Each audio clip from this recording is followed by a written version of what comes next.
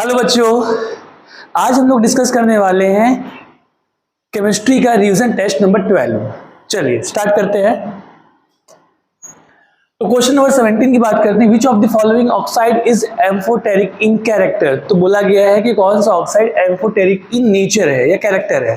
तो आपको बच्चों पता होना चाहिए कि एक ट्रिक है ना, बोरोन, ठीक है, सिलिकॉन, आर्सेनिक, ठीक है ना, टेल्यूरियम और एस्टाटाइन।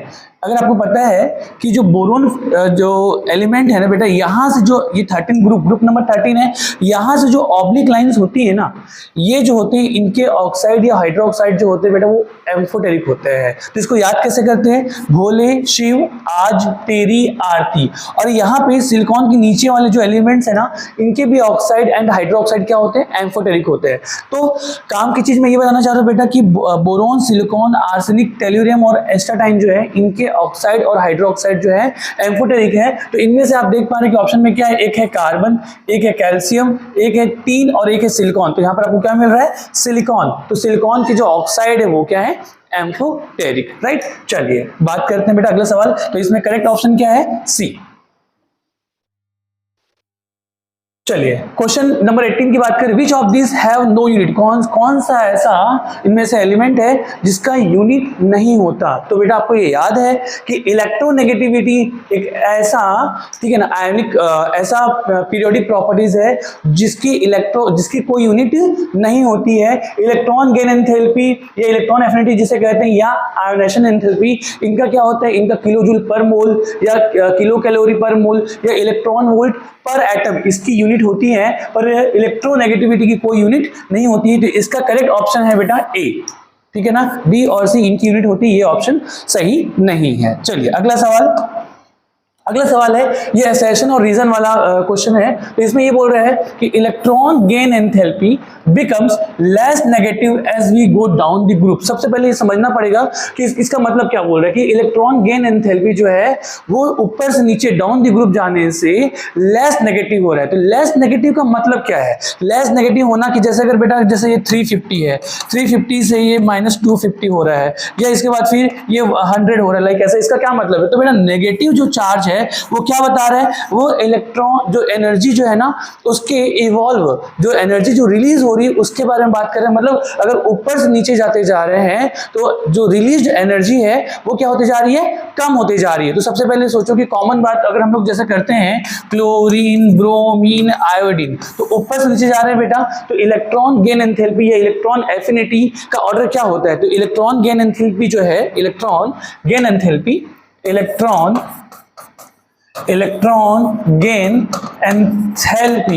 जो होता है बेटा वो साइज के इनवर्सली प्रोपोर्शनल होता है। साइज से क्या होता है? Inversely proportional. मतलब साइज जैसे जैसे बढ़ते जाएगा, इलेक्ट्रॉन गेन एंथैल्पी वैसे वैसे क्या होती जाएगी? कम होती जाएगी। तो वैसे ही अगर हम लोग क्लोरीन, ब्रोमीन और आयोडीन की बात करें तो ऊपर से नीचे जा रहे हैं तो इलेक्ट्रॉन गेन एंथैल्पी धीरे धीरे क्या होती जाएगी?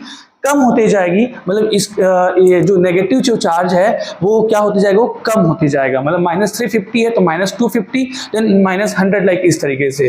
तो ये क्या होते जाए? तो ये सेंटेंस यहाँ पर क्या बोल रहा है बेटा? सेंटेंस यहाँ पर बिल्कुल सही बोल रहा है कि electron gain enthalpy becomes less negative as we go down the group. लेकिन रीजन क्या होना चाहिए इसका? तो ऊपर से नीचे जब जा रहे हैं तो ये लेस नेगेटिव क्यों होते जा रहे हैं? क्योंकि साइज बढ़ते जा रहा होगा। तो साइज बढ़ते जा रहा है तो जो इलेक्ट्रॉन एक्सेप्ट करने की टेंडेंसी है वो क्या होती जा रही है? कम। और जब इलेक्ट्रॉन एक्सेप्ट करने की टेंडेंसी कम होते जा रही है मतलब वो रिलीज एनर्जी क्या करेगा बेटा?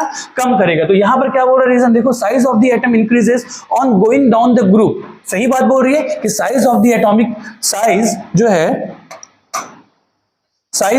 Size of the atom increases and going down the group and the added electrons would be farther from the nucleus. और जो एक्स्ट्रा इलेक्ट्रॉन जो ऐड होते जा रहा है वो न्यूक्लियस से क्या है? बहुत दूर ऐड होते जा रहा है और इसलिए रिलीज एनर्जी क्या होती जा रही है? कम होती जा रही है। तो यहां से हम देख पा रहे हैं कि यहाँ पे असर्शन और रीजन दोनों ही सही है। इसका मतलब इसका सही आंसर क्या है? Assertion is true and reason is true and reason is correct explanation for assertion. सही ऑप्शन क्या है? ए, करेक्ट है। चलिए बढ़ते हैं आगे। अगला है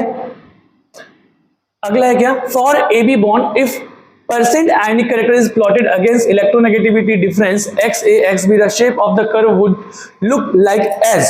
तो यहाँ पर बेटा एक प्लॉट दिया गया है XA और XB के बीच में अपन को क्या देख पा रहे हैं बेटा, परसेंटेज आयनिक कैरेक्टर, और इसका जो प्लॉटिंग है वो किसके सॉरी XA और XB के जो इलेक्ट्रोनेगेटिविटी का जो डिफरेंस है इसका परसेंटेज आयनिक कैरेक्टर के साथ में क्या किया है बेटा, ग्राफ प्लॉट किया गया है। तो आपको पता है सबसे पहले अगर मैं आपसे पूछूं कि यार इलेक्ट्रोनेगेटिविटी का डिफरेंस, इलेक्ट्रोनेगेटिविटी का डिफरेंस जितना ज्यादा होगा, इलेक्ट्रोनेगेटिविटी का डिफरेंस जितना ज्यादा होगा परसेंटेज आयनिक कैरेक्टर उतना ज्यादा होगा। ये तो हमको पता है कि डेल ई एन जो है, ठीक है ना, del E N directly proportional to क्या, परसेंटेज आयनिक कैरेक्टर। तो अगर इलेक्ट्रोनेगेटिविटी का डिफरेंस जितना ज्यादा होगा परसेंटेज आयनिक कैरेक्टर उतना ज्यादा होगा, तो यहां से एक्स और एस बी के, एक्स ए और एक्स बी के बीच में इलेक्ट्रोनेगेटिव डिफरेंस जैसे जैसे बढ़ते जाएगा बेटा परसेंटेज आयनिक कैरेक्टर बढ़ते जाएगा। तो आपको यहाँ पे समझ में आ रहा है कि यही एक ग्राफ है कि यहाँ से जैसे जैसे इलेक्ट्रोनेगेटिव डिफरेंस बढ़ते जा रहा है बढ़ते जा रहा है बढ़ते जा रहा है,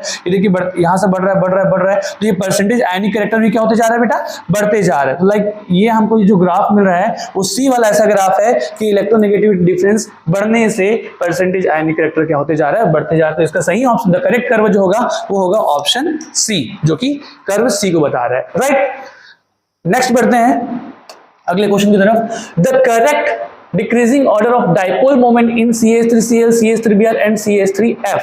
बेटा आपको पता है कि डाइपोल मोमेंट को अपन रिप्रेजेंट करते हैं किससे, म्यू से। डाइपोल मोमेंट क्या होता है, जब दो अपोजिट चार्ज शॉर्ट डिस्टेंस पर रखे गए होते हैं तो इस सिस्टम को हम लोग डाइपोलर सिस्टम कहते हैं, और इसमें एक फोर्स जनरेट होता है जो लेस इलेक्ट्रोनेगेटिविटी से मोर इलेक्ट्रोनेगेटिविटी की तरफ होता है, और इसको अपन म्यू से रिप्रेजेंट करते हैं जो एक वेक्टर क्वांटिटी होता है, और ये होता है चार्ज इनटू डिस्टेंस। और बेटा यहां से म्यू इज इक्वल टू है ना, ये म्यू क्या है, mu is equal to charge into distance. जो यहाँ पे चार्ज जो होता है वो डिसाइडिंग फैक्टर होता है, चार्ज क्या होता है, डिसाइडिंग फैक्टर। चलिए तो यहां पर हम लोग बात करें बेटा, दिया हुआ है CH3F, CH3F, CH3Cl और CH3Br।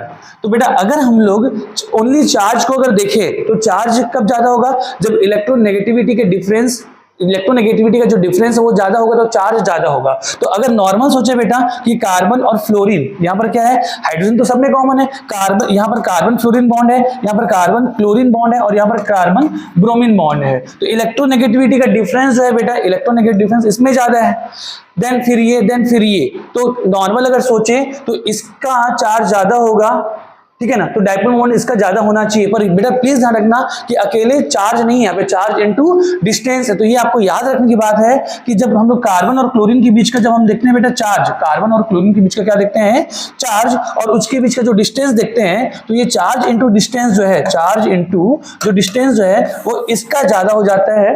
तो इसलिए यहाँ पर जो आंसर है वो CH3Cl का चार्ज इनटू डिस्टेंस सबसे ज्यादा, देन फिर बेटा ये CH3 आता है, फिर ये CH3F, और देन फाइनली हम लिखते हैं बेटा CH3Br। तो ये जो है आंसर, इसका आंसर है डाइपोल मोमेंट का।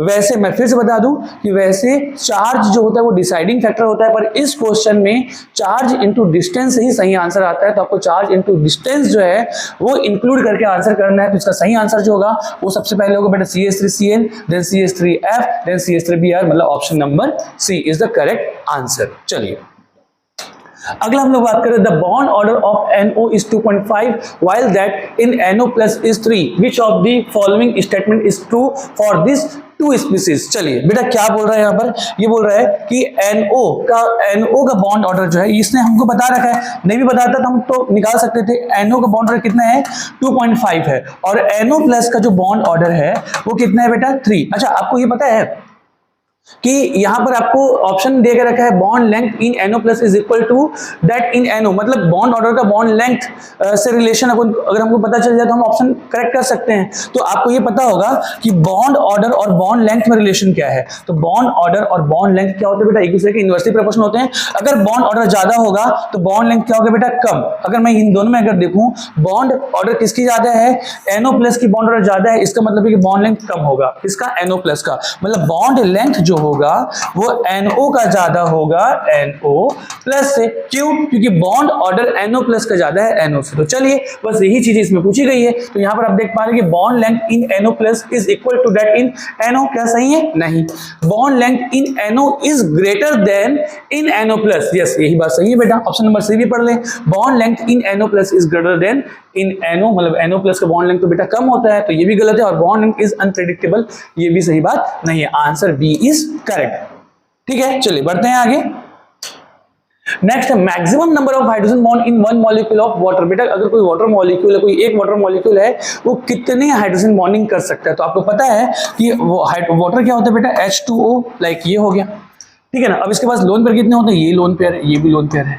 तो सबसे पहले आपको ये समझना है कि हाइड्रोजन बॉन्डिंग क्या होती है। तो हाइड्रोजन बॉन्डिंग में क्या होता है बेटा कि ऐसा हाइड्रोजन जो डायरेक्टली मोर इलेक्ट्रोनेगेटिव एटम से जुड़ता हो, ऐसा हाइड्रोजन जो डायरेक्टली किसी मोर इलेक्ट्रोनेगेटिव एटम से क्या हो बेटा? जुड़ा हुआ हो, वो किसी दूसरे मोर इलेक्ट्रोनेगेटिव एटम के साथ बॉन्डिंग कर सकता है। अगर मैं ऑक्सीजन ले लूं, ये भी मोरियन है, ये भी मोरियन है, तो पहले तो हाइड्रोजन क्या बेटा? मोर इलेक्ट्रोनेगेटिव एटम ऑक्सीजन से जुड़ा हुआ है, तो ये दूसरे मोरियन के साथ क्या कर सकता है? मोरियन एटम के साथ क्या कर सकता है? हाइड्रोजन बॉन्डिंग कर सकता है। तो आप क्या देखिए, क्या ये दोनों के दोनों हाइड्रोजन मोर इलेक्ट्रोनेगेटिव एटम के साथ जुड़े हुए हैं क्या? ऑक्सीजन के साथ। यस, तो ये दोनों हाइड्रोजन कैपेबल हैं, ये हाइड्रोजन बॉन्डिंग कर सकते हैं। तो ये क्या करेंगे बेटा? ये किसी दूसरे मोर इलेक्ट्रोनेगेटिव एटम, मतलब ऑक्सीजन, लाइक जैसे वाटर मॉलिक्यूल है, तो इसके साथ ये हाइड्रोजन बॉन्डिंग करेगा। ये भी क्या करेगा बेटा? दूसरे जो वाटर मॉलिक्यूल है, इसके साथ में क्या करेगा? Hydrogen bonding. अच्छा, अगर कोई दूसरा वाटर मॉलिक्यूल है, तो उसका भी हाइड्रोजन जो है ये इस वाटर के ऑक्सीजन के साथ क्या करेगा? Hydrogen bonding. तो एक जो इलेक्ट्रॉन पेयर इसके पास बेटा, वो इसके साथ क्या करेगा? बॉन्डिंग करेगा। और वैसे ही दूसरा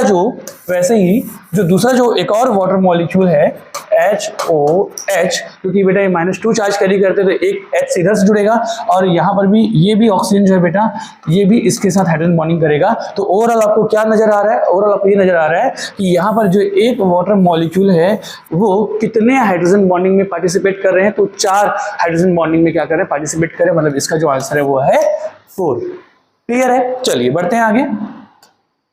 next, which of the following is least reactive in a nucleophilic substitution reaction. बेटा बोल रहा है कि कौन न्यूक्लियोफिलिक सब्स्टिट्यूशन रिएक्शन के लिए लिस्ट रिएक्टिव है। तो यहां पर दिया हुआ है बेटा एल्काइल हाइड RX। क्या दिया हुआ है? RX। आपको पता है कि इसमें क्या होता है बेटा? जैसे हमने इसमें रिएजेंट दे दिया इलेक्ट्रोफाइल और न्यूक्लियोफाइल, ये है RX। तो यहां पर होता है बेटा NSR। और ये दो तरीके से होता है, या तो वो SN1 होगा या तो वो SN2 होगा। SN1 और SN2 में आपको डिफरेंस पता होगा। SN1 दो स्टेप में होता है, पहले Cl निकल जाता है, मतलब X निकल जाता है, देन कार्बोकेटायन बनता है, देन न्यूक्लियोफाइल अटैक करता है, मतलब X निकलता है। और SN2 में क्या होता है बेटा कि साइमल्टेनियसली, मतलब न्यूक्लियोफाइल इसमें अटैक कर रहा होता है और X भी आसानी से निकल जाता है। न्यूक्लियोफाइल अटैक करे और उसी वक्त क्या हो जाता है? X निकल जाता है। मतलब कहानी ये है कि चाहे SN1 हो चाहे SN2 हो, इसमें X जो है बेटा एज ए लिविंग ग्रुप बाहर निकल रहा है। कहानी ये है।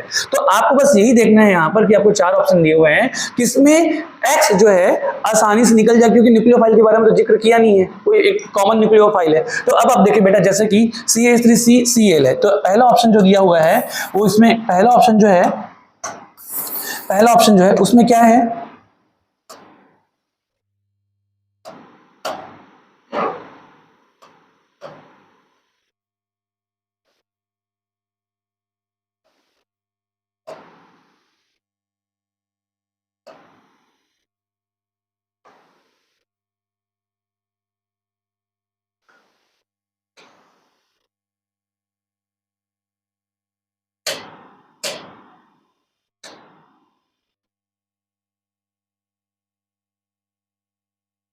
चलिए ये क्वेश्चन जो है इसको स्किप करके अगले वाले क्वेश्चन में बढ़ते हैं।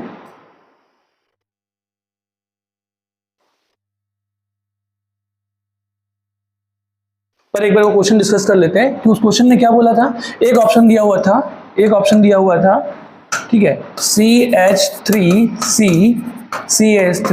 CH3C ये पहला ऑप्शन था।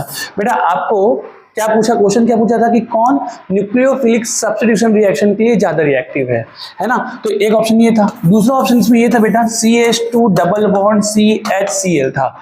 तीसरा ऑप्शन था बेटा इसमें CH3CH2Cl। और तीसरा ऑप्शन था, चौथा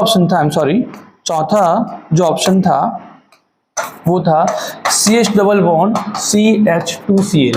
तो आप यहाँ पे देखिए कि क्वेश्चन पूछा था कौन सबसे कम रिएक्टिव है, क्वेश्चन ये पूछा था कौन सबसे कम रिएक्टिव है, इसके लिए न्यूक्लियोफिलिक सब्स्टिट्यूशन रिएक्शन के लिए। तो आप देख पा रहे हैं बेटा कि यहाँ पर ये जो Cl निकलेगा, ये Cl निकलेगा, ये कार्बन sp3 कार्बन है, और जब Cl दोनों इलेक्ट्रॉन लेकर निकलेगा तो इसमें क्या है बेटा, पॉजिटिव चार्ज। अब ये कार्बन 3 डिग्री कार्बोकेटायन है, और 3 डिग्री कार्बोकेटायन की स्टेबिलिटी तो बहुत ज्यादा होती है, ठीक है क्या। तो यहाँ पर X माइनस आसानी से बाहर निकल जाएगा, मतलब इसकी रिएक्टिविटी ज्यादा है, ठीक है। यहाँ पर अगर हम लोग देखें बेटा, जब ये भी Cl निकलेगा तो यहाँ पर भी कार्बोकेटायन बनेगा, हालांकि ये 1 डिग्री कार्बोकेटायन, इसमें हाइपर कॉन्जुगेशन 3 हो रहे हैं, पर यहाँ से भी X माइनस निकल सकता है, इसकी रिएक्टिविटी इससे कम होगी, पर ये भी रिएक्टिव स्पीसीज है। यहाँ पर अगर हम लोग बात करें, अगर जब ये Cl निकलेगा तो यहाँ पर जो पॉजिटिव चार्ज बन रहा है वो रेजोनेंस की वजह से स्टेबल है, डबल सिंगल पॉजिटिव चार्ज, और रेजोनेंस की वजह से, रेजोनेंस के कारण जो कार्बोकेटायन स्टेबल होता है बेटा, उसकी स्टेबिलिटी अगेन ज्यादा होती है, तो ये भी रिएक्टिव है।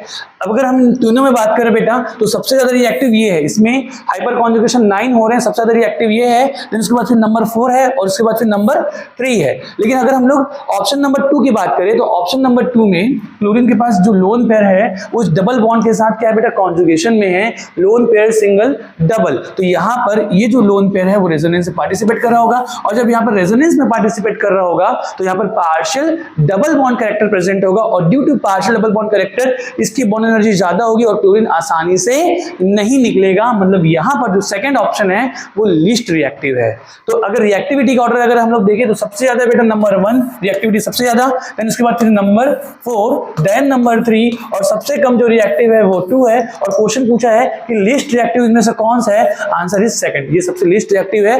क्यों? क्योंकि इसमें रेजोनेंस हो रहा है, पार्शियल डबल बॉन्ड कैरेक्टर यहाँ पे प्रेजेंट है। बढ़ते हैं आगे बेटा, अगला सवाल था match the reaction of column first with their name column second and choose the. देखिए इसमें क्या करना होता है बेटा कि आपको ये पूछा गया कि कौन किसके साथ मैच कर रहा है।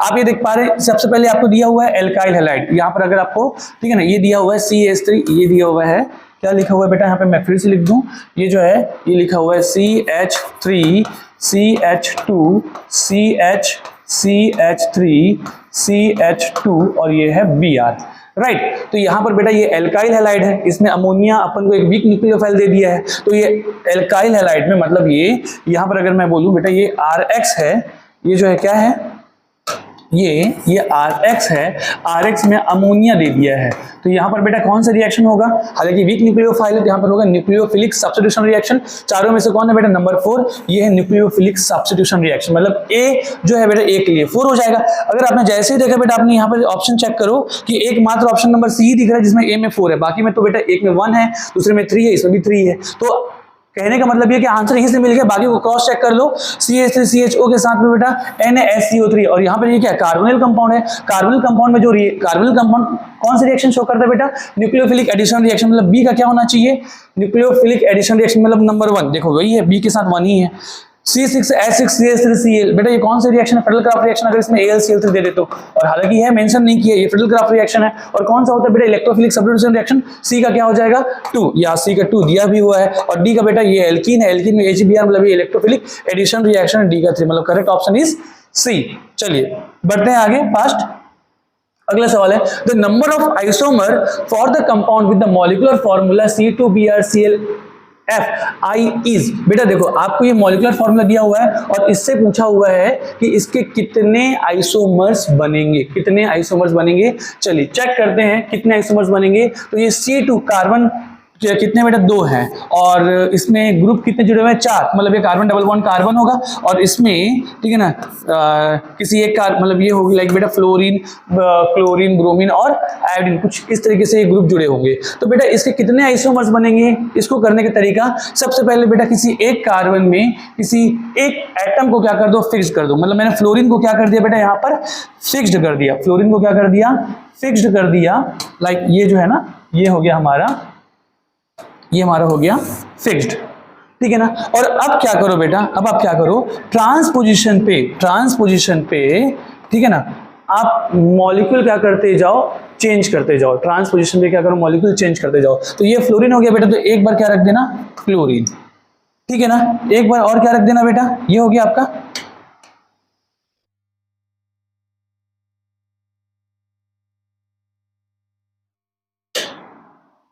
तो एक बार हो गया क्लोरीन, दूसरे बार अगर आप रख देना बेटा क्या, कार्बन डबल बॉन्ड कार्बन, ये फ्लोरीन तो फिक्स्ड हो गया, क्लोरीन के अलावा रख देना बेटा ब्रोमीन। और एक बार और हम करते हैं carbon double bond carbon, fluorine को ये परमानेंटली हमने क्या कर दिया, फिक्स्ड कर दिया है, इधर रख दिया है आयोडीन। और जो बाकी जो बचा है ना, अब आप देखो बाकी जो बचा है क्या, तो बेटा इसमें फ्लोरीन क्लोरीन हो गया, तो बचा क्या है, ब्रोमीन और आयोडीन। इसमें क्या बचा है बेटा, ब्रोमीन रख दिया, तो क्लोरीन और आयोडीन। इसमें क्या बचा है, फ्लोरीन और ब्रोमीन।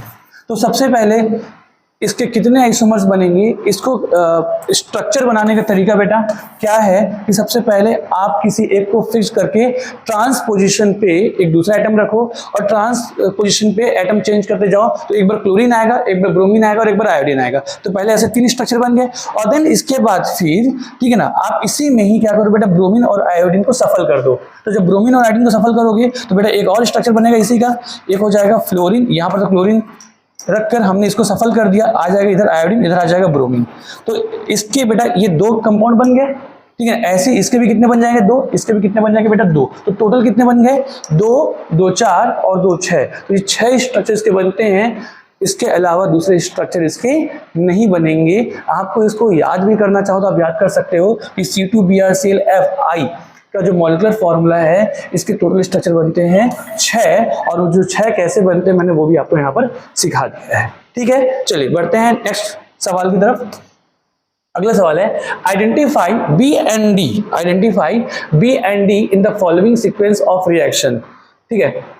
तो चलिए, तो यहाँ पर दिया बेटा एल्कीन, एल्कीन के साथ दे दिया कंसंट्रेटेड H2SO4, ये एल्कीन है, ये H2SO4 है, ये किसमें ब्रेक होगा बेटा H+ और साथ में HSO4- में। तो पहला एडिशन रिएक्शन होगा बेटा, और जब ये एडिशन रिएक्शन होगा तो क्या होगा, यहाँ पर पाई बॉन्ड जो होगा वो ब्रेक होगा, ये पाई बॉन्ड ब्रेक होगा, किसी एक एटम की तरफ शिफ्ट होगा, ये माइनस और ये प्लस। माइनस में आप क्या लगाएंगे बेटा, सबसे पहले इलेक्ट्रोफाइल अटैक करेगा, H+ जोड़ेगा और इसी प्लस में ये HSO4- जुड़ जाएगा, तो ये A जो बन जाएगा वो हो जाएगा CH2 HSO4 और यहाँ पर हो जाएगा बेटा CH3। जैसे ही इसमें हमने क्या कर दिया बेटा, वाटर हाइड्रेशन करा दिया, तो मैं जब हाइड्रेशन कराऊंगा इसमें मतलब H2O विथ हीट दूंगा बेटा, तो यहाँ से वाटर मॉलिक्यूल बेटा इसमें अटैक करेगा और HSO4- रिलीज हो जाएगा, H+ के साथ H2SO4 बना लेगा। तो यहाँ पर हम क्या बेटा, न्यूक्लियोफाइल क्या है, यहाँ पर H2O है, हाइड्रेशन करा रहे हैं, तो यहाँ से ये वाला बॉन्ड क्या हो जाएगा, ये वाला बॉन्ड क्या बेटा, इस तरीके से ये ब्रेक हो जाएगा, वाटर इसमें अटैक करेगा और वाटर अटैक करके ठीक है ना, यहाँ पर OH ग्रुप जुड़ जाएगा और वहां से जो H+ निकलेगा वो HSO4- के साथ में मिलकर H2SO4 बना लेगा। तो काम की बात तो यहाँ पर ये है बेटा, अगर आप ट्रिकी करना चाहो तो वाटर को तोड़ दो किसमें, H+ और OH- में। ट्रिकी अगर करना चाहो तो वाटर को तोड़ दो किसमें बेटा, H+ और OH- में, और देन फिर बॉन्ड यहाँ से ब्रेक कर दो, बॉन्ड यहां से ये ब्रेक कर दो, H+ ऊपर लगा दो और OH- नीचे। तो यहां से क्या हो गया बेटा, CH3 CH2 OH। तो मतलब फाइनली यहां पर आपको मिल गया है, फाइनली आपको यहां पर क्या मिल गया बेटा, तो यहां पर आपको सबसे पहले एक सेकंड एक बार फिर से यहां पर नोट कर लेते हैं।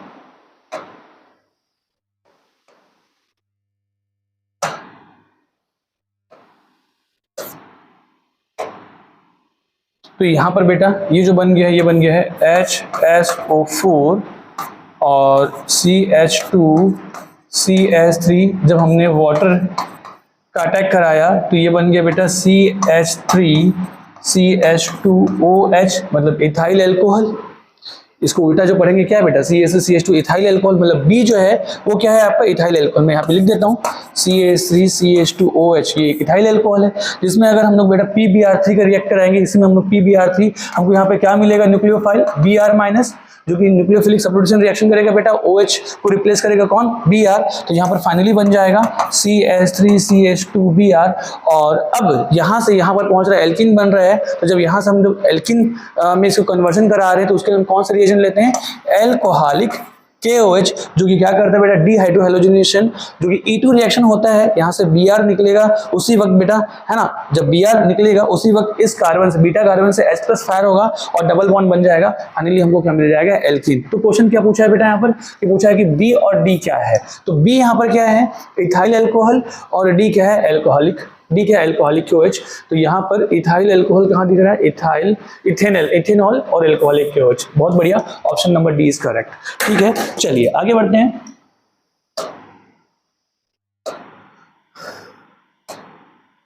आगे बढ़ते हैं question number 28। The reaction of propene with HOCl proceeds via the addition. बेटा एडिशन ऑफ, यार HOCl दिया हुआ है, HOCl में अपन को क्या मिलेगा बेटा, HO plus, sorry HO minus और Cl प्लस, ठीक है। तो बोल रहा है कि जैसे कोई एल्कीन है, ये जो है एल्कीन है, ठीक है ना, इसके साथ अगर हम लोग HOCl का रिएक्ट कराए तो सबसे पहले यहाँ पर क्या होगा, तो सबसे पहले क्या होगा, फर्स्ट स्टेप में जो होता है बेटा इलेक्ट्रोफाइल, इसमें कौन सा एडिशन रिएक्शन होता है, इलेक्ट्रोफिलिक एडिशन रिएक्शन। और इलेक्ट्रोफिलिक एडिशन रिएक्शन में नाम में इलेक्ट्रोफिलिक आ रहा है, मतलब सबसे पहले कौन अटैक करेगा बेटा, इलेक्ट्रोफाइल, जो कि अटैक करता है स्लो स्टेप में। तो यहाँ पे इलेक्ट्रोफाइल कौन सा है, Cl plus, very very important बेटा, यहाँ पे इलेक्ट्रोफाइल जो होता है वो Cl प्लस होता है और फर्स्ट स्टेप में यही अटैक करेगा और सेकंड स्टेप में देन OH माइनस अटैक करता है। तो चारों ऑप्शन में से कौन सा बेटा, Cl plus in the first step. आपको एक चीज यहाँ पे ध्यान में रखनी है कि HOCl में H प्लस इलेक्ट्रोफाइल नहीं होता, Cl plus more reactive species है और यही क्या होता है बेटा, इलेक्ट्रोफाइल। तो Cl प्लस जो होता है ये फर्स्ट स्टेप में क्या करता है, अटैक करता है। Option number D is correct. चलिए नेक्स्ट, अगला सवाल है, conversion of ethyl alcohol into acid aldehyde is an example of. बेटा इथाइल अल्कोहल से हम लोग क्या बना रहे हैं, CH3CH2OH से हम लोग बना रहे हैं acid aldehyde CH3C double bond OH। तो ये क्या हो रहा है, यहाँ पे ऑक्सीडेशन ही हो रहा है, तो यहाँ पर क्या हो रहा है, ऑक्सीडेशन, कहानी खत्म। अगला सवाल, the strongest acid among the following aromatic compound is. बेटा बोला किसका एसिडिक नेचर ज्यादा है, ऑर्थोनाइट्रोफिनॉल। तो बेटा यहाँ पर ये है फिनॉल और ये है ऑर्थोनाइट्रोफिनॉल। सेकंड ये पैराक्लोरोफिनॉल, बेटा यहाँ पर आपको दे दिया है बी ऑप्शन, पैरा पे क्लोरीन लगा दो और ये लगा दो फिनॉल। सी ऑप्शन दिया हुआ है क्या बेटा, पैरानाइट्रोफिनॉल, तो यहाँ पर पैरा पे लगा दो नाइट्रो और ये है फिनॉल, और एक है Meta nitrophenol, Meta nitrophenol, Meta पे नाइट्रो। ये बहुत इंपॉर्टेंट क्वेश्चन हम लोग पहले भी इसमें डिस्कस कर चुके हैं।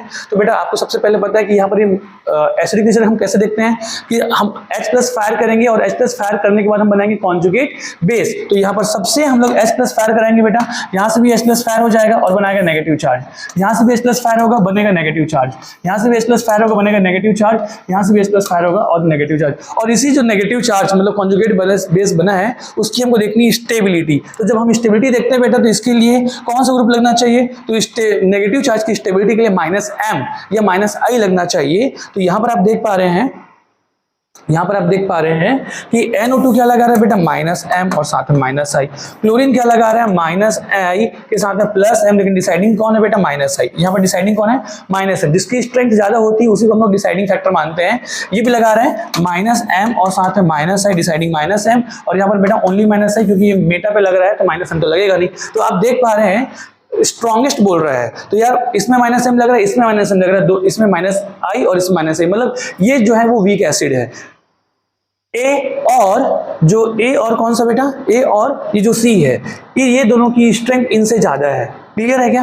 तो अब अगर हम लोग नॉर्मल सोचे तो क्या सोचेंगे बेटा कि -M दोनों में सेम लग रहा है, तो हम देखेंगे -I, क्योंकि -M डिस्टेंस पे डिपेंड नहीं करता, I डिस्टेंस पे डिपेंड करता है, तो -M तो दोनों को बराबर हो गया, इसका और इसका -M दोनों का बराबर।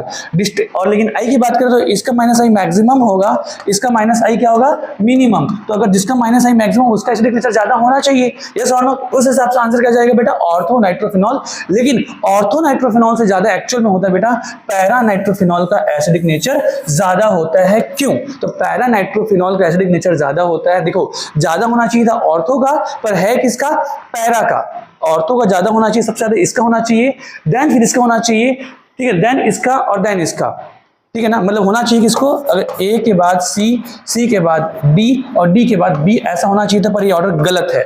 गलत, सही क्या है बेटा, तो सही ये है कि सही क्या है, C का ज्यादा होता है A से, और बाकी फिर जो D है और B ये करेक्ट है। तो C का क्यों ज्यादा होता है, क्योंकि A में क्या है, इंट्रामोलिकुलर हाइड्रोजन बॉन्डिंग, ये हाइड्रोजन इस ऑक्सीजन से हाइड्रोजन बॉन्डिंग के थ्रू जुड़ा होता है, और due to intramolecular hydrogen bonding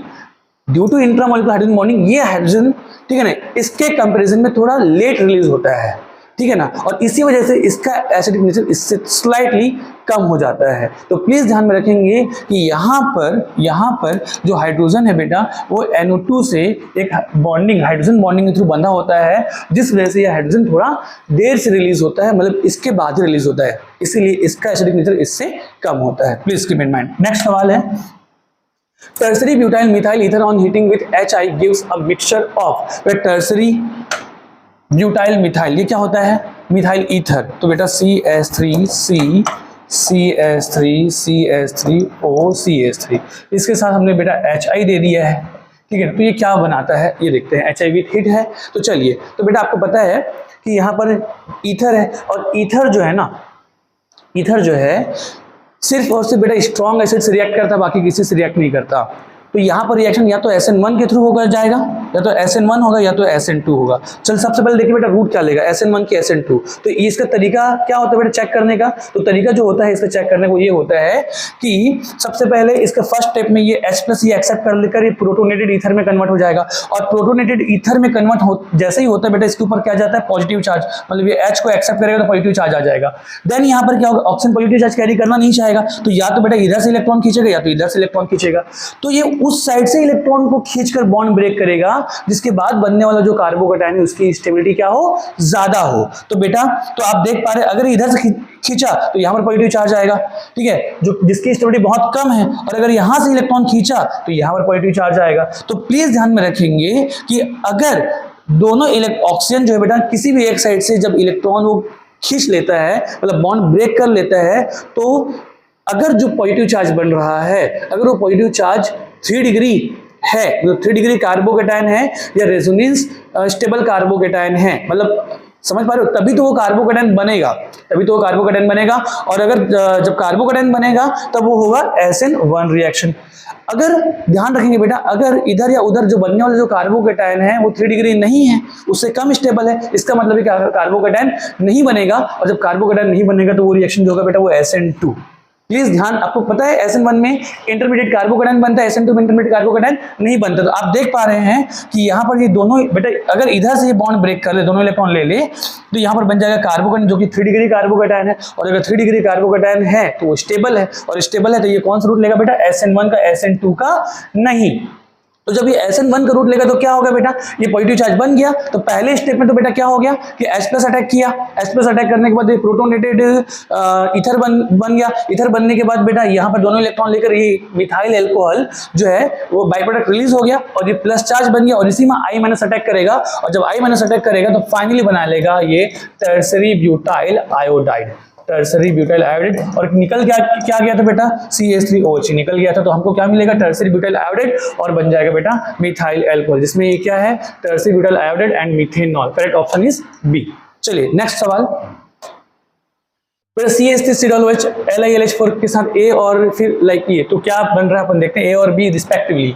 तो ये एसिड है, एसिड में जब हम लोग बेटा स्ट्रॉन्ग रिड्यूसिंग एजेंट LiLH4 मिलाते तो बनाता है अल्कोहल, तो A जो बनने वाला है वो क्या बनने वाला है, CH3, ठीक है ना, और यहाँ पर बेटा ये हो जाएगा CH2OH, सीधा डायरेक्टली इसको किसमें कन्वर्ट कर देगा, अल्कोहल में। आपको पता है ना COOH में क्या होता है बेटा, यहाँ पर क्या हो जाएगा, पहले ये वाला बॉन्ड ब्रेक हो जाएगा H, तो ये एल्डिहाइड बन जाएगा, एल्डिहाइड के बनने के बाद बेटा पाई बॉन्ड ब्रेक हो जाता है, एक H ऊपर एक H नीचे, पाई बॉन्ड ब्रेक होने के बाद तो फाइनली ये अल्कोहल में कन्वर्ट होता है। तो ये इथेनोइक एसिड इथाइल अल्कोहल में कन्वर्ट हो गया। अब ये इथाइल अल्कोहल अगेन रिएक्ट करेगा किसके साथ बेटा, एसिड के साथ। तो एक अल्कोहल है और दूसरा एसिड है, तो एसिड और अल्कोहल मिलकर क्या बनाता है बेटा, ईस्टर। तो यहाँ पर जो B है वो क्या बनेगा, ईस्टर। तो ईस्टर कौन सा बनने वाला है बेटा, तो यहाँ पर है CH3COOH और प्लस यहाँ पे अल्कोहल है, वो क्या है बेटा OH, तो इसको मैं ऐसे लिख सकता हूँ CH2CH3। और आपको पता है बेटा कि यहाँ पर किस तरीके से यहाँ से OH निकलता है और यहाँ से H निकलता है, H और OH निकल जाएगा, वाटर बन जाएगा। फाइनली जो ईस्टर बनेगा वो क्या बनेगा, CH3C डबल बॉन्ड OCH2CH3, मतलब इथाइल इथेनोएट, ठीक है ना। तो यहाँ पर आपको दिख रहा है CH3CO इथाइल इथेनोएट, और ये हो गया, और ये जो था बेटा C2H5OH, मतलब option number D is correct, ठीक है। चलिए अगला सवाल, aniline in a set of reaction yields a product D. बेटा यहाँ पर बहुत अच्छा सवाल है ये कि यहाँ पर क्या बनने वाला प्रोडक्ट डी, ये है एनिलीन। तो एनिलीन सबसे पहले बेटा ये है एनिलीन। एनिलीन जब हम लोग नाइट्रेशन कराते हैं NaNO2 विथ HCl, और अभी कुछ भी नहीं बोला है, ठीक है ना। हालांकि बेटा यहाँ पर एनिलीन है ना, तो आप ये मान के चले कि ये कोल्ड कंडीशन दिया होगा, और जब ये कोल्ड कंडीशन दिया होगा NaNO2 विथ HCl, तो यहाँ पर क्या बनता है बेटा, benzene diazonium chloride N2 plus Cl minus, yes और नो। ठीक है ना, इसको हम लोग बोलते हैं डाई एजोटाइजेशन। ये कंडीशन कब होता है? कोल्ड कंडीशन में 0 to 5 डिग्री सेंटीग्रेड पे। यहाँ पर दे बेटा ये CuCN है, तो यहाँ ये कौन सा रिएक्शन बेटा? सैंडमेयर्स रिएक्शन है। और ये अब यहाँ पर क्या बन जाएगा? साइनोबेंजीन, इसको हम लोग बोलते हैं बेंजीन कार्बोनाइट्राइल, लाइक ये हो गया बेटा। तो ये भी हो गया बेंजीन कार्बोनाइट्राइल। इसमें बेटा हमने रिडक्शन कराया हुआ है H2 विथ निकल। तो जब H2 विथ निकल का जब रिडक्शन कराते हैं तो बेटा ये 4 हाइड्रोजन से करता है, और जो C ट्रिपल बॉन्ड N है ना, इसमें कैसे ब्रेक करता है बेटा? ये यहाँ पर दोनों बॉन्ड को ब्रेक करता है, 2 H इधर लगाता है, 2 H इधर लगाता है, तो फाइनली क्या बनता है? CH2NH2। ये बेंजीन पे अब क्या बन जाएगा? CH2NH2, मतलब ये बन गया बेटा इथाइल एमाइन। मतलब C बन गया इथाइल एमाइन, और इसी इथाइल एमाइन में जब हम लोग HNO2 का रिएक्शन कराते हैं तो बेटा सॉरी बेंजाइल अमाइन है ये, और बेंजाइल अमाइन में जब अगेन हम लोग HNO2 को रिएक्शन कराते हैं बेटा तो ये बनाता है बेंजाइल अल्कोहल। इसका भी एक मैकेनिज्म है, पर आप लोग प्लीज ध्यान रखेंगे NH2 यहाँ पे निकाल के आप OH लगा देंगे। ये ट्रिकी है। HNO2 जो रिएक्ट करता है बेटा वो यहाँ पर कार्बोकेटायन बनाता है, इसका एक मैकेनिज्म है, ठीक है ना। यहाँ पे कार्बोकेटायन बनता है, देन वाटर अटैक करके इसको कन्वर्ट कर देता है बेंजाइल अल्कोहल में। तो इसका क्या पूछा क्या बेटा? A और D पूछा है। तो A क्या है?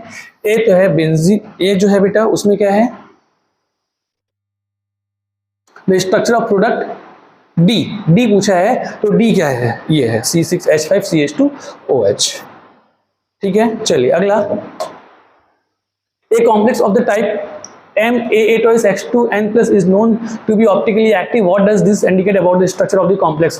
बेटा ये जो है ना ऑप्टिकली एक्टिव है, तो आपको पता है कि ऑप्टिकली एक्टिव कंपाउंड जो होते हैं, ठीक है ना, ये A मतलब बाइडेंटेड लाइगेंड है और 2 हैं, तो इसकी डेंसिटी कितनी होगी बेटा? 4, और ये मोनोडेंटेड लाइगेंड है तो 2 हैं, तो 4 और 2 6, मतलब ये यहाँ पर टोटल अगर हम लोग देखें कोऑर्डिनेशन नंबर कितना बेटा? 6। अगर कोऑर्डिनेशन नंबर 6 है इसका मतलब ये एक ऑक्टाहेड्रल कॉम्प्लेक्स है। पर अब ये पूछा क्या है? व्हाट डज ये ऑक्टाहेड्रल कॉम्प्लेक्स, मतलब यहाँ पर पहला ऑप्शन ही दे दिया ऑक्टाहेड्रल ज्योमेट्री है। यस, ये तो सही बात है। What does this indicate about the structure of complex? एक तो ऑक्टाहेड्रल ज्योमेट्री, ये सही बात है। क्या ये टेट्राहेड्रल है? नहीं, ये सही बात नहीं है। क्या ये ट्रांस कॉम्प्लेक्स है? आपको ध्यान रखना बेटा, अगर ये ट्रांस कॉम्प्लेक्स होगा ना तो ऑप्टिकली इनएक्टिव होगा। जैसे ये M है बेटा, और यहाँ पर जो ऑक्टाहेड्रल कॉम्प्लेक्स बनेगा लाइक कुछ ऐसा होगा। तो ट्रांस कब होगा? जब एक एक्स ऊपर एक एक्स नीचे A लाइक ऐसा। आप देख पा रहे हैं बेटा, ये ट्रांस है। तो ट्रांस आप देख रहे हैं कि प्लेन ऑफ सिमेट्री प्रेजेंट है, और अगर प्लेन ऑफ सिमेट्री प्रेजेंट है तो ये ऑप्टिकली क्या होगा बेटा? इनएक्टिव। तो ट्रांस कॉम्प्लेक्स अगर होता तो ये ऑप्टिकली इनएक्टिव होता, क्योंकि ये ऑप्टिकली एक्टिव तो ये सिस कॉम्प्लेक्स होगा, लेकिन इसमें ऑप्शन में सिस कॉम्प्लेक्स तो दिया हुआ नहीं है। तो इसमें बेटा पहला ऑप्शन ही क्या है इसमें करेक्ट है कि ये एक ऑक्टाहेड्रल क्या रखता है? ज्योमेट्री रखता है। अगला सवाल, एसर्शन दिया बेटा NO2 does not show optical isomerism. बेटा अगर ऑप्टिकल आइसोमेरिज्म शो नहीं कर रहा है इसका मतलब इसमें प्लेन ऑफ सिमेट्री प्रेजेंट होगा। यस, बहुत बढ़िया। ये ऑप्शन रीजन ही देकर रखा है, it has a plane of symmetry. अगर आप इसको ऑक्टाहेड्रल कॉम्प्लेक्स में रखेंगे बेटा, आप कायदे से अगर आप अपना मेंटल ओपन करेंगे आप देख पाएंगे कि इसमें प्लेन ऑफ सिमेट्री जरूर प्रेजेंट होगा। ठीक है, और इसमें प्लेन ऑफ सिमेट्री प्रेजेंट होता है, ये ऑप्टिकली इनएक्टिव है। एसर्शन और रीजन दोनों ही सही है, ए इज करेक्ट। ठीक है ना, assertion is true, reason is true, और रीजन जो है असर्शन का सही एक्सप्लेनेशन है। अगला सवाल, द आइसोइलेक्ट्रॉनिक पेयर्स इज। बेटा आप देख पा रहे हैं कि आइसोइलेक्ट्रॉनिक में से कौन है? देखो ये जो है ना, आपको टोटल नंबर ऑफ इलेक्ट्रॉन गिनने का इतना समय आपको नहीं लगाना है, आप फास्ट देखो। देखो यहाँ पर बेटा 2 क्लोरीन है, यहाँ पे भी 2 क्लोरीन है, ठीक है ना।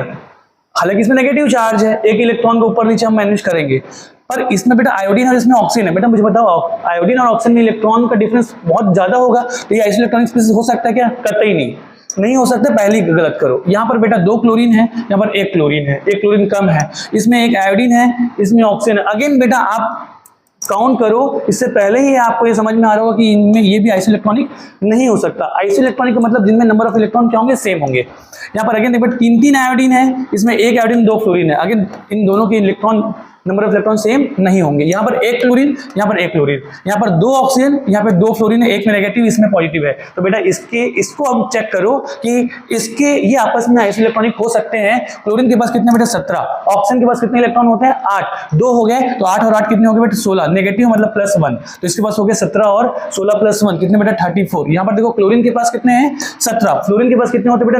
9 और 9 18, और 1 इलेक्ट्रॉन निकाल दो मतलब -1, तो अगेन यहाँ पर कितने हो जाएंगे बेटा? 34। तो ये दोनों के दोनों स्पीशीज आपस में क्या? आइसो इलेक्ट्रॉनिक है, दोनों के पास 34 इलेक्ट्रॉन्स है।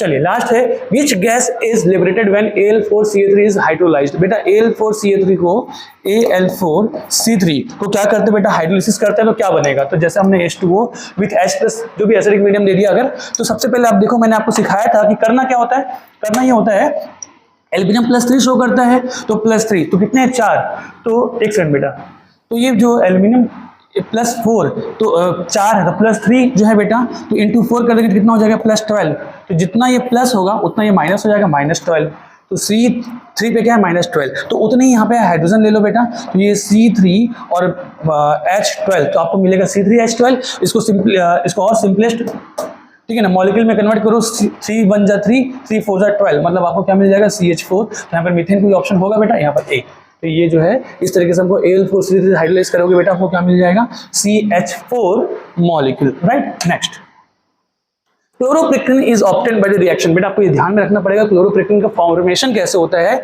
तो क्लोरोप्रिक्रिन का फॉर्मेशन जो होता है बेटा वहां पे ही होता है क्लोरोफॉर्म, नाम से अगर से देखो तो आपको लग रहा है कि क्लोरोपिक्रिन में क्लोरीन आ रहा है और पिक्रिक लग रहा है, पर बेटा ये नहीं होता, इसको आप याद कर लो अभी फिलहाल। नाइट्रिक एसिड और क्लोरोफॉर्म का जो रिएक्शन होता है ना, नाइट्रिक एसिड को मैं कैसे लिख सकता हूँ HONO2 और क्लोरोफॉर्म को ये होता है बेटा CHCl3, तो यहाँ से बेटा ये H और OH निकल जाता है और अपन को क्या मिलता है CnO2Cl, यही है क्लोरोपिक्रिन। तो क्लोरोपिक्रिन जो होता है बेटा वो नाइट्रिक एसिड और क्लोरोफॉर्म के रिएक्शन से बनता है, correct option is B. The carboxylic acid functional group is present in, बेटा आपको पता होना चाहिए कि देखो पिक्रिक एसिड में प्रेजेंट नहीं होता, अब फास्ट देखो बार्बिटोरिक एसिड में भी प्रेजेंट नहीं होता, एस्कॉर्बिक एसिड में भी प्रेजेंट नहीं होता, एस्प्रिन, बेटा एस्प्रिन का स्ट्रक्चर आपको पता होगा, एस्प्रिन क्या होता है COOH OCOCH3, तो एकमात्र एस्प्रिन ही है जिसमें COOH प्रेजेंट होता है। इस क्वेश्चन से आपको ये ध्यान में रखना है कि पिक्रिक एसिड में भी नहीं होता, आपको तो उसका स्ट्रक्चर पता होगा कि ये OH होता है बेटा, तीनों जगह NO2 और NO2 होते हैं, ये क्वेश्चन बहुत ही कॉमन है। ये पिक्रिक एसिड बेटा और साथ में बार्बिटोरिक एसिड और एस्कॉर्बिक एसिड में भी COOH ग्रुप प्रेजेंट नहीं होता। एस्प्रिन, अब ध्यान आपको याद होगा ही, एस्प्रिन भी COOH ग्रुप प्रेजेंट होता है, करेक्ट ऑप्शन इज डी। चलिए, which of the following amine will not react nitrous acid to give nitrogen, ठीक है ना, तो बेटा आपको पता है कि कौन HNO2 के साथ रिएक्ट नहीं करता, सिर्फ और सिर्फ प्राइमरी अमाइन ही रिएक्ट करते हैं बेटा, सेकेंडरी और टर्सरी, मेनली टर्सरी ये रिएक्ट नहीं करता, सेकेंडरी भी कर जाता है, टर्सरी रिएक्ट तो करता ही नहीं है, तो ध्यान में रखेंगे बेटा ये भी प्राइमरी अमाइन, ये भी प्राइमरी अमाइन, ये भी प्राइमरी अमाइन है, और ये क्या टर्सरी अमाइन क्या जो है HNO2 के साथ रिएक्ट नहीं करता, ठीक है। और लास्ट बेटा लैक्टोज इज मेड ऑफ, तो लैक्टोज जो होता है बेटा किससे मिलकर बनते हैं, तो लैक्टोज जो बनते हैं ये भी आपको पता होगा कि बीटा डी गैलेक्टोज और साथ में क्या बेटा बीटा डी ग्लूकोज के साथ मिलकर बनते हैं लैक्टोज, इसको आपको याद रखना होगा, तो ये याद करने वाला क्वेश्चन है, बीटा डी गैलेक्टोज प्लस साथ में बेटा बीटा डी ग्लूकोज, ठीक है। चलिए, which of the following is not a natural polymer, तो बेटा कौन इसमें से नेचुरल पॉलीमर नहीं है, तो क्या है बेटा, कौन सा नेचुरल पॉलीमर नहीं है, तो आपको पता चल रहा है सेलुलोज नेचुरल पॉलीमर है, प्रोटीन एक नेचुरल पॉलीमर है, न्यूक्लिक एसिड ये नेचुरल पॉलीमर है, पॉलीविनाइल क्लोराइड PVC ये नेचुरल पॉलीमर नहीं है, ठीक है ना, ये आर्टिफिशियल है।